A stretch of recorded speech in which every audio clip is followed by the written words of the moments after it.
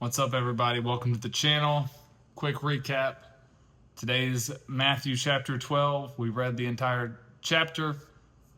It is Jesus continuing to teach and preach in the streets and in the synagogues.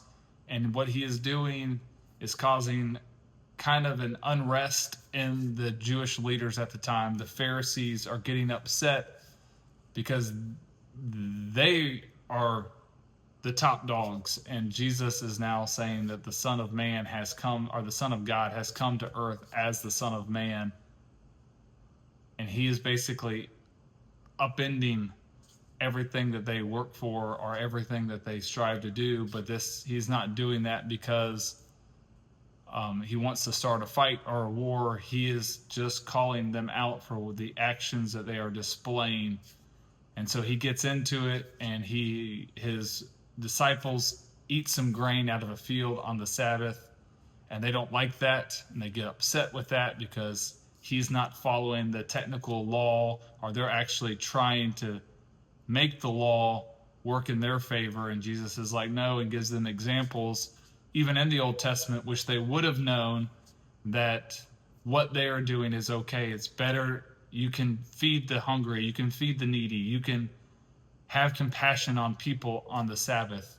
They then pull a man with a crippled hand in front of him and tries to trick him again, saying, is it lawful to heal on the Sabbath? And Jesus basically sees through their tricks, and he ends up healing the man, because ultimately doing good is never wrong. Healing someone who's injured and giving them life and having compassion on them is never wrong, and there's not a law against that. Yes, there was a law about not practicing medicine as a doctor on the Sabbath, but doing good and changing somebody's life, even though it is the Sabbath, is never wrong. And when they do this, they get really mad, and they basically say that he drives out demons because he is a demon, and he is practicing which is a silly argument. They're acting totally on emotions, and Jesus easily calls them out on it and says, if a demon is calling out a demon, then it's divided, and a house that's divided cannot stand. And that's ludicrous that you would even say that. And once again, it makes them mad, and Jesus basically says that your fruits are how we know what's inside your heart, and what's inside the heart comes out through the mouth. And you are going to be, on Judgment Day, you're going to have to account for everything that you say and everything that you do.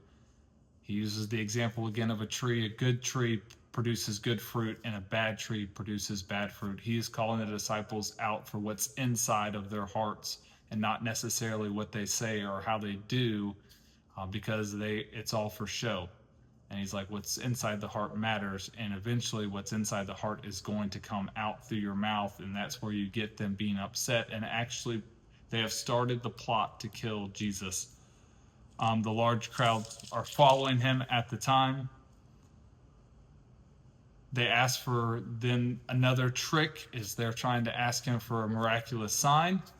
And Jesus will not give them one because it is a trick, but he basically calls them out and saying that Jonah is their sign, and that the Queen of the South is their sign, and that both of those evil generations back then, they heard the preaching of Jonah and repented. The Queen of the South came and sought wisdom from Solomon, and she repented, and now Jesus is here, and they're missing the point. Jesus is greater than Jonah and greater than Solomon, and they have him right there with him, and all they have to do is repent, and they can have life and have it abundantly, and they're missing it.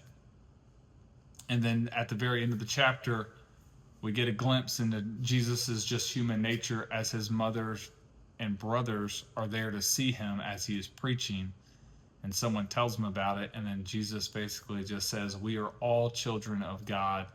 If you are a follower of Christ, then we are all equal, and there is no one greater than the others. He is not dishonoring his mother when he says that, who is my mother and who are my brothers, but he is basically putting us all on that same pedestal, that we can all have equal value in God's eyes if we are a follower of Christ.